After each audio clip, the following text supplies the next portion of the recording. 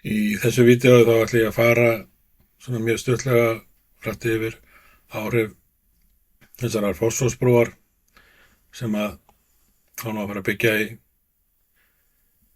milli Kópavogs og Reykjavíkur og áhrif hennar á skútusiglingar og aðra báta og vatn- og sjótengda starfsemi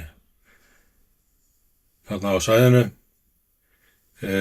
Siglingaklúbburinn hérna þar sem að örin núna. Þetta ég er rétt með að sjá hérna í Ylströndina í Nauthólsvík og Siglingafélag Reykjavíkur þar beint fyrir ofan.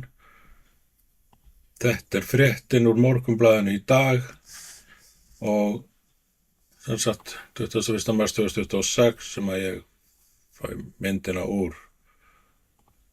Þannig ekki að vísa í meira í þessa frétt leitina. Kostnaðurinn við þetta er að fara heldur betur úr böndunum. Það er engin skortur á fréttum alls konar klúður í þessu máli.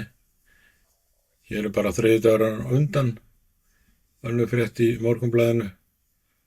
Verkefni yfirstjóra keyrt áfram á nokkurs tillit til þeirra gríðarlegu röskunar sem fyrirsjáanlegt er að verða hversins starfsemi við Suðurlandsbrautina á framkvæmdatíma.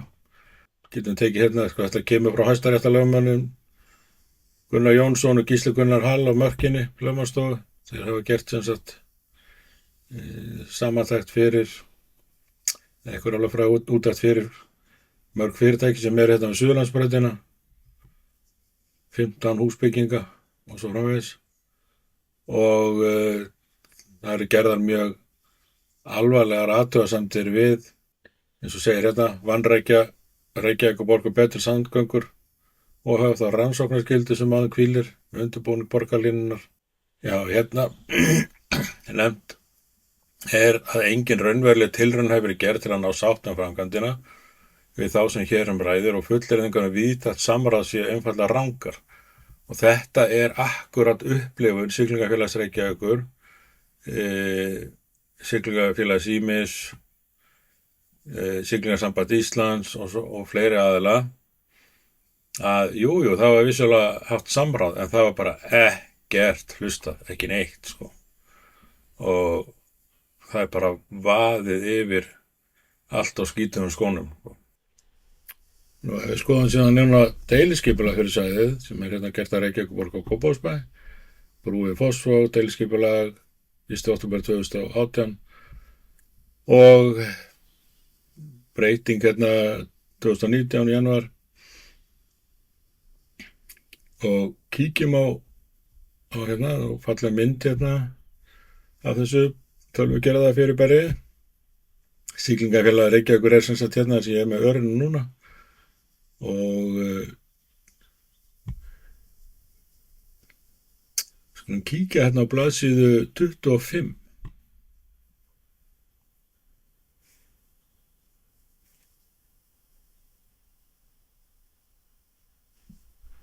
Þetta fallega myndum hérna á leiðinu svona, hvað stendur til að gera. Venjan er nefnilega að umsagnar aðilar séu nú þeir sem að eiga hagsmuna að gæta í málinu og hérna sjáum við svona hvernig loftmynd að þessu, Siglingaklúbburinn hér, þar sem örin og þeir eru reyndar að labba hérna með bátanum sín alveg hingað til að fara á flot eftir að aðkoma þeirra var eyðilögð með Ylströnd, aldamótin.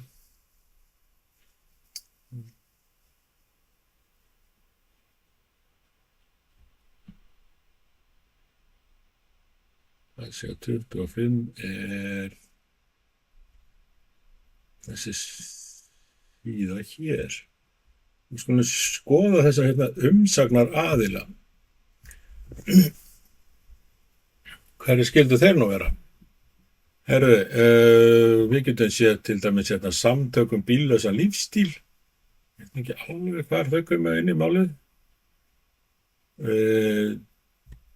Þannig ýmsir svona opinbera aðilar sem er lagaleg skylda að leita til og minjastofnun og eitthvað.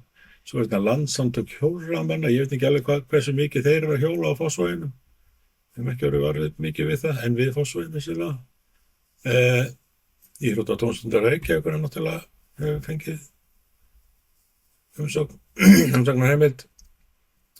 Hjálparsveit skáta í Kópavogi. Þeir eru ekki einu sinni við Fossvoginn, sko. Hvar er siglingafélag Reykjavíkur hérna á þessum lista? Það er bara ekki neitt. Siglingafélag Reykjavíkur er bara ekkert á listan. Sá aðili sem að hefur sko áratuga, yfir 50 ár, verið að stunda íþrótt sína á Fossvoginum, og með haldi fyrir utan, viljandi ekki haft samband við þennan umsagnaraðila. Náttúrulega vitandi það hversu sterkur lagalegur réttur siglingafélagsins er. Kíkjum svo hérna á einn umsagnaraðila sem er hvorki meira minna en Alþjóða siglingasambandi eða World Sailing eins og kallast í dag. Og þetta er 23. maí 2013.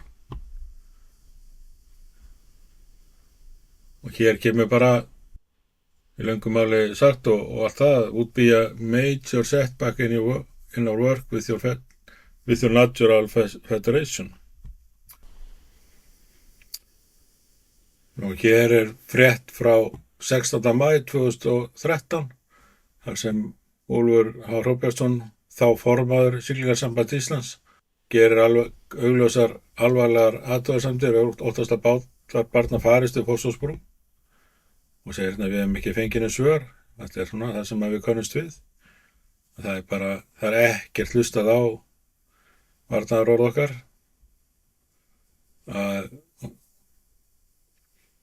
Og svo framvegis, þannig að þetta er svona í stíl við allt annað. Og ef við heldum áfram hérna, skoðum hérna skýrslu frá Verkfræðistofnun Vatnaskil, þá þetta er sem sagt straum og mat á áhrifum fyrirhugaðra brúa með straum og vatn gæðalíkani. Inni fyrir Reykjavíkurborg og Kópavogsbæ. Og þetta er nú alveg ágætis skýrsla, þetta er alveg verkfræðilega vel unnið, getum ekki lítið á því, en það eru nú alveg alvarlegir ágallar á þessu, en líka margt gott sem þetta sýnir. Hér er þetta eins og þetta var, og það búið að þrengja þetta aðeins í dag.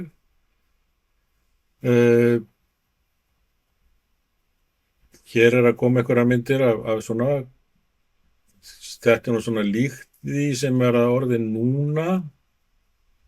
Það er eitthvað og fylla hérna svona svolítið báða megin, farið að þrengjast og straumur er farin að aukast. Og það sem verður alltaf straumur þegar er aðfall og fráfall, þegar hækkar og lækkar í sjónum í sólarhring. Og við sáum að eftir því sem að verður lengri fyllingarnar hérna, að þeim meiri verður straumurinn hérna á milli og það er nú líklegt að verði reynt að hafa þessar fyllingar eins langar og mögulegt er að það er miklu ódýrara að gera svona fyllingar heldur en að smíða brú. Það verður nú örugglega reynt að hafa brúna eins stutta og mögulegt er til þess að hérna verði sem ódýrust.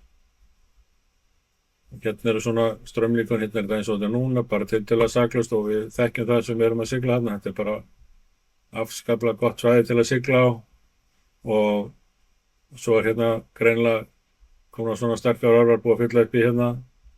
Þetta er meira, hérna er komið greinilega dálítið mikill straumur í báðar áttir þegar að fráfalli. Sjáu hvernig þetta hér, þetta er nú eiginlega nálgast að vera bara eitthvað svona foss. Og við vitum, eins og segi, aftur við vitum bara ekkert hvað stendur til að gera. Hér er að sýna hvaða áhrif svona brúarstólpar geta haft. Nú þið sjáu að sko hringurnar og túbúlansarnir og vesenir sem er í kringum svona brúarstólpa, að þetta geta verið all svakalegar svakalegi kurlar sem að hreinlega bara draga fólk niður. Þetta ekki staður fyrir til dæmis fólk til að stunda sjósund eða bara fyrir fólk til að lenda í sjónum yfirleitt, jafnvel þó það sé í björgunarvesti. Og þetta eitthvað sem við höfum verið að reyna að benda á frá upphafi, að þetta verði mjög hættulegt fyrir okkur. Svo annað sem er augljóst í þessu ferli þessu spám, að það vantar algjörlega að gera gráð fyrir því að það verði brúarstólpar í þarna á milli líka og sem að eykur strauminn enn frekar millist brúarstólpana. Þannig að ég held því fram að þetta líkan sé rangt. Það vanti í það brúarstólpana og áhrif þeirra á strauminn á milli þeirra. Og það bara eitthvað sem að við höfum bara margoft bent á að þetta fyrirbæri, þessu Fossvogsbrú, sé bara lífshættulegt fyrirbæri að svo mörgu leyti. Bæði það nú að veðri eins og var nú í gær til dæmis, að það alveg vitað að í slíku veðri að þá verður brúin lokuð vegna veðurs, þess að það svo hvasst og við vitum líka að það getur orðið svo hvasst í vestanátt og sérstaklega austanátt að fólk hreinlega bara fjúki af brúnni og jafnvel heilu strætisvagnarnir. Þannig að það verði komið full ástæða til að taka varnaðarorð þeir sem að til þekkja hafa búið við Fossvoginn áratugum saman, hafa stundað íþróttir á Fossvoginum áratugum saman, að taka varnaðarorð þeirra alvarlega. Nú, ef við förum aftur yfir í deiluskipulagið, þá getum við tekið að til þess að skjalið sem ég byrjaði á,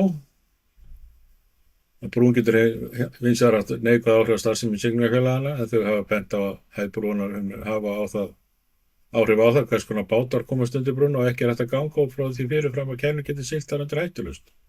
Hluti af starfsemi siglingafélaganna getur haldið sér með við starfsemi innan brúarinnar eða sett lægi með við flóðu fjöru til að fara undir brún á fjöru og svo framvegis. Þetta bara einfaldlega rangt. Þetta rangt. Bátarnir sem að verið að nota og eru til dæmis bátarnir sem eru notaðir í ólympíuklassasiglingum, þeir komast ekki undir. Og þegar þú ert að sigla undir brú, að þá sérðu ekki hvort að þú situr þannig í bátnum, þú sérðu ekki hvort að mastrið þitt að fara að rekast upp í brúna eða ekki. Það ekki hægt. Sjónarhornið þannig. Og það ekki hægt að ég get ekki sett inn til dæmis myndaði til þess að útskýra það, vegna þess að það ekki til mynd af brúnni, það eru til myndir af brúnni þar sem að bátur að fara undir, en þær myndir eru hreinlega rangar, það eru rangt uppsettar af vitlu stærða bátunum og svo framvegis.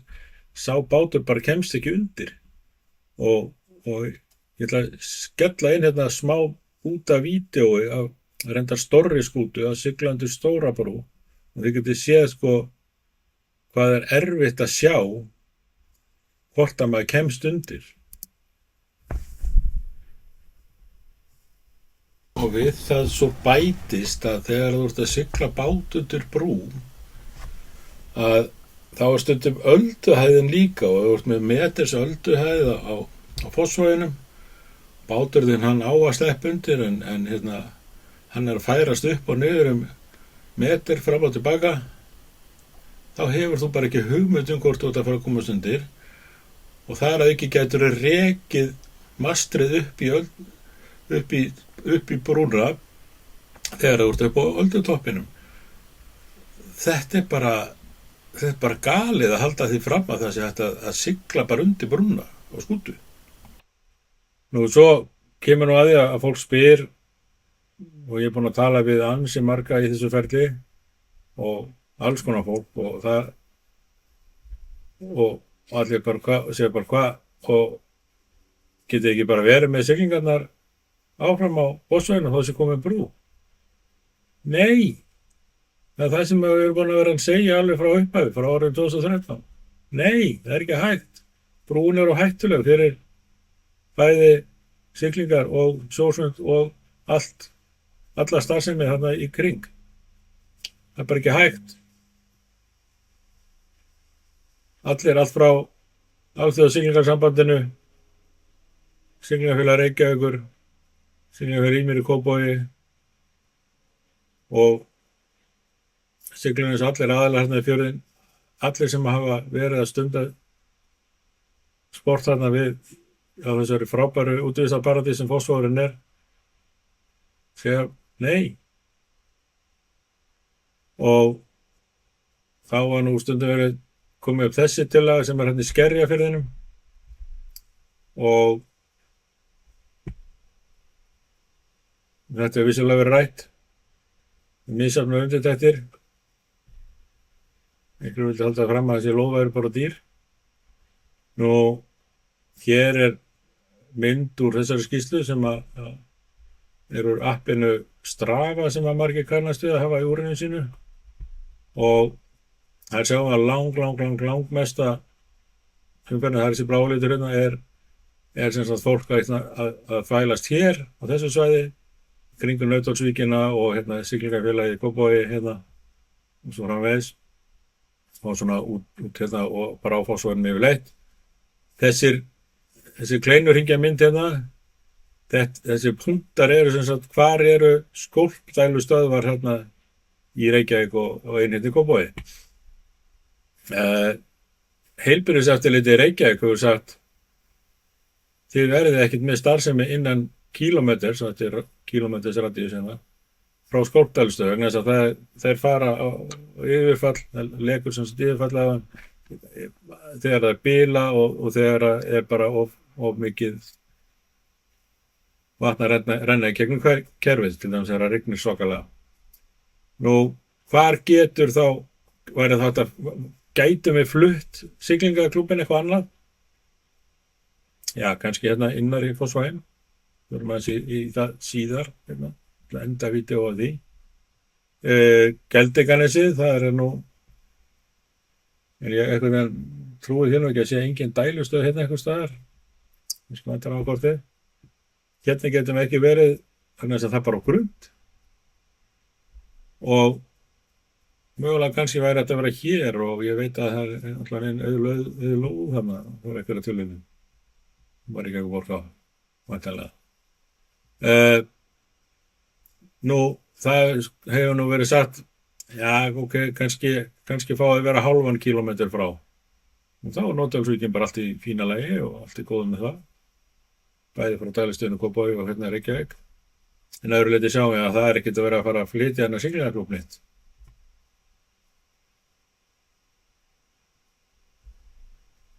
Og fyrir utan að Fossvogurinn er bara lang besta svæði á höfuðborgarsvæðinu til þess að kenna skútusiglingar, börnum og fleirum og það er ekki ástæðulausu að það eru 3 siglingaklúbbar þar. Og er eitthvað skortur á skýrslum? Nei, hér er til svona Siglingasamband Íslands að útskýra hvernig kærnurnar komast ekki undir brúna, hæðirnar á bátunum og það er öryggisþætti og alls konar og hvernig er ekki verið að reikna með öldahæðinu, hvernig hún hefur áhrif eins og ég var að tala um áðan. Nú, hér er þessi, sá sem hér talar eitthvað að tuða í fjölmiðlum. Hér er byrjað frá 2018 og mótmæli vegna brúar. Siglingasamband Ísland 2013. Brokey vantanlega 2013 og hérna 2013 Brokey og Ýmir að mótmæla. Þannig að það hefur sannarlega verið reynt að koma öllum skilaboðum áleiðis. Og að lokum skulum við kíkja eins á furðulegasta þáttinn í þessu ferli öllu saman. Og það er svo staðreynd að Fossvogur er friðaður alveg hérna frá Nauthólsvík, cirka hérna, og alveg inn í Fjarðarbotn, þar sem að landamæri Reykjavíkur og Kópavogs eru. Þetta er mjög sérstakt svæði, það er langt síðan að þetta var friðað og nú síðan er Fossvogur friðaður Kópavogsmegin alveg að siglingaklúbnum, hérna að nesinu hér og út í miðjan fjörðinn. Og þá spyr maður sig, hvers vegna hef ég ekki, eða engin annar, og mætti nú vel benda okkur á það ef að það er eitthvað stað til, heildstætt umhverfismat á áhrifum Fossvogsbrúar á þessa friðuðu umhverfisperlu og útivistarparadís sem Fossvogur er. Hvers vegna er ekki til umhverfismat fyrir framkvæmdina, áhrif framkvæmdarinnar á Fossvog? Og ég ætla að enda vídeó á því.